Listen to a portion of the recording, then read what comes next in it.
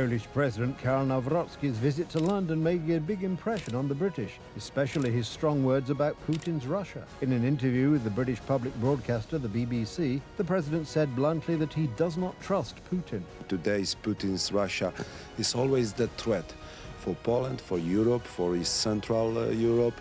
In the history, we know only the Russia who is the threat. And even nowadays, in 21st century, after aggression on Ukraine, Russia is still a threat for Europe. The British media also quoted the Polish president, who argues that the only salvation for Ukraine may be the implementation of the American leader's peace plan.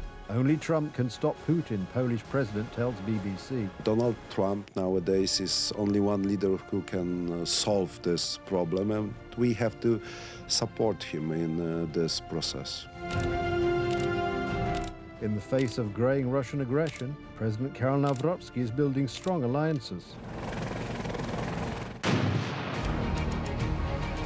With the British, who are helping to strengthen NATO's eastern flank, and the countries of the region, and above all with Donald Trump, because the presence of American soldiers and equipment in our part of Europe is a guarantee of security.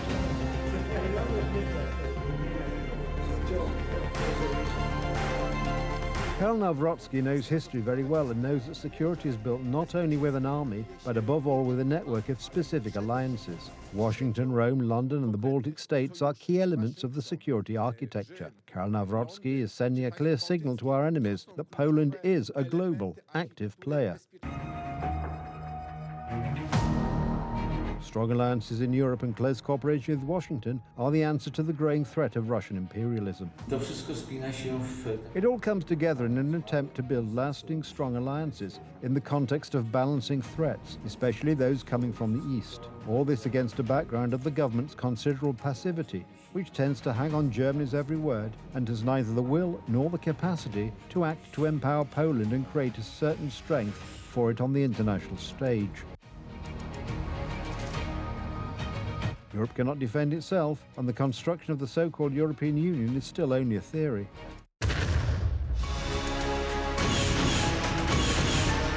And yet, just across our border, a regular war is being waged, and Russia is showing its criminal face every day. This time, its target is the residents of Kryvyi Rih in central Ukraine. The target was energy infrastructure. 45 residents have been left without heat.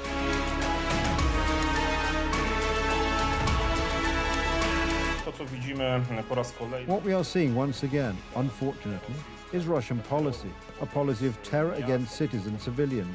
No matter how you look at it, this is yet another example of the war crimes that the Russians have been committing since the beginning of this conflict.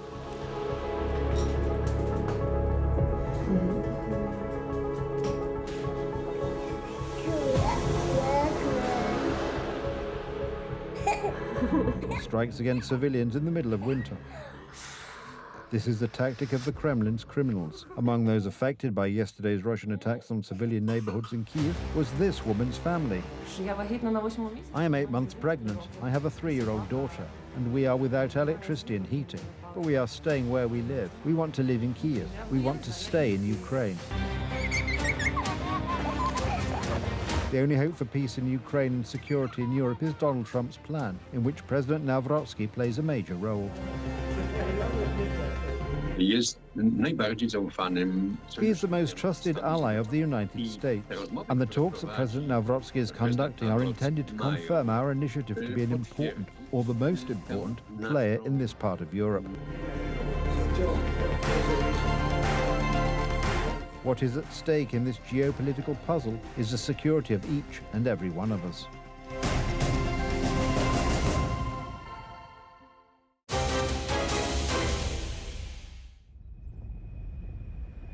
In recent hours, Washington has shifted its narrative from warning to real pressure and is raising the stakes against Iran.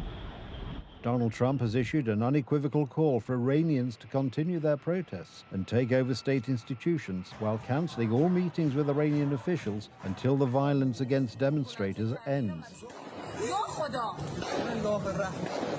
Iran is on my mind when I see the kind of death that is happening over there, we think. So we're going to get some accurate numbers. I'll have it in about 20 minutes. we'll get some accurate numbers as to what's happening with regard to the killing. The killing looks like it's significant, but... At the same time, the US administration has announced 25% tariffs on countries doing business with Iran, a move that is intended to hit directly the economic base of Tehran and its trading partners. The sanctions are to cover, among others, China and the United Arab Emirates and India. That is, countries that maintain key trade relations with Iran. Iranian Foreign Minister Abbas al-Araghchi had been trying to say that he was still in touch with American officials, but Trump today offered a message online which he said help was on the way for Iran without elaborating. That just raises the chances, potentially, of a U.S. strike that could cause more tensions in the Middle East. The White House press secretary emphasized that diplomacy remains the preferred solution, but also noted that military options, including airstrikes, remain on the table. I think one thing President Trump is very good at is always keeping all of his options on the table, and airstrikes would be one of the many, many options that are on the table for the commander-in-chief. Diplomacy is always the first option for the president. He's told all of you last night that what you're hearing According to sources close to the administration, Donald Trump has been briefed on possible military scenarios, including precision strikes on Iranian decision-making infrastructure and Revolutionary Guard Corps structures. No decision has yet been made, but analysis of these operations is continuing. There is also unofficial talk of a partial evacuation of personnel from the U.S. military base in Qatar. The problem, of course, for the regime is that the underlying economic reasons why this protest started requires certain measures, certain policies, or certain change in policies, which the regime is unable to adapt itself to, and hence. Meanwhile, key regional partners, including Saudi Arabia and Qatar, are unofficially warning Washington against a unilateral attack on Iran, fearing destabilization of the region and violent fluctuations in oil prices. My heart is broken for the people of Iran who are protesting, understandably, the economic failures and the repression of that regime. I think we should be very, very careful about any military operation there because it can backfire. In Iran itself, the number of victims is constantly growing.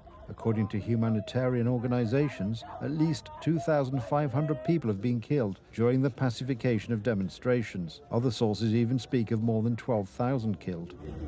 The situation is really awful, that the doctors ask help because in the hospital they cannot even between themselves, they don't have connection between themselves, they cannot call the other doctors and helps to come to the hospital. And as you know about it, they attacked. Tehran responds to threats from Washington with warnings of retaliation. Iranian authorities announced swift trials and executions of detainees while threatening attacks on American and Israeli targets. If we want to be effective, we must act quickly. The same steps taken in a few months' time will not have the same effect. We must respond immediately. Hence, activists, politicians, and the son of the deposed Shah of Iran are calling for an immediate response from the West. We have reached a point where some action is needed, regardless of what the executive branch wants to do. The legislative side has to be in support of anything that can empower a nation, because at the end of the day, it's about empowerment. Today, the Iranian regime faces not only mass social unrest, but also growing pressure from the United States, economic and potentially military. Donald Trump's decisions to sever ties, impose tariffs, and analyze strikes on specific targets show that Washington is ready to escalate. For Tehran, this is a historic moment, one in which an internal crisis could escalate into a conflict of a much larger global dimension. A meeting between the Danish Greenlandic delegation and the U.S. authorities took place in Washington, D.C. The media in Denmark announced that the talks could be a breakthrough, while the media in the United States reported that a formal proposal to purchase the island may be made. What do we already know, and can we really talk about a breakthrough and a calming of the tense atmosphere of recent days surrounding Greenland?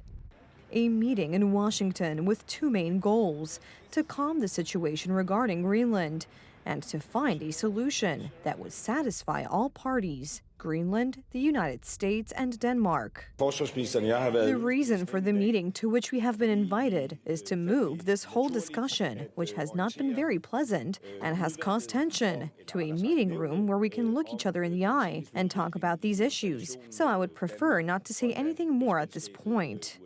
Until now, Denmark has reacted very sharply to any suggestions by the U.S. president regarding the acquisition of Greenland, an area inhabited by 56,000 people, which is an autonomous part of Denmark. We need that because if you take a look outside of Greenland right now, there are Russian destroyers, there are Chinese destroyers and bigger, there are Russian submarines all over the place.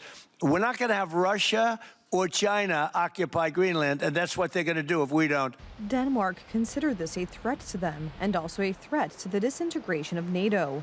U.S. President Donald Trump indirectly referred to this yesterday, explaining his position and trying to defuse the situation. The United States needs Greenland for the purpose of national security. It is vital for the Golden Dome that we are building. NATO should be leading the way for us to get it. If we don't, Russia or China will, and that is not going to happen. Militarily, without the vast power of the United States, much of which I built during my first term and am now bringing to a new and even higher level, NATO would not be an effective force or deterrent, not even close. They know that, and so do I. NATO becomes far more formidable and effective with Greenland in the hands of the United States. Anything less than that is unacceptable. International interest in Greenland has been growing for several years.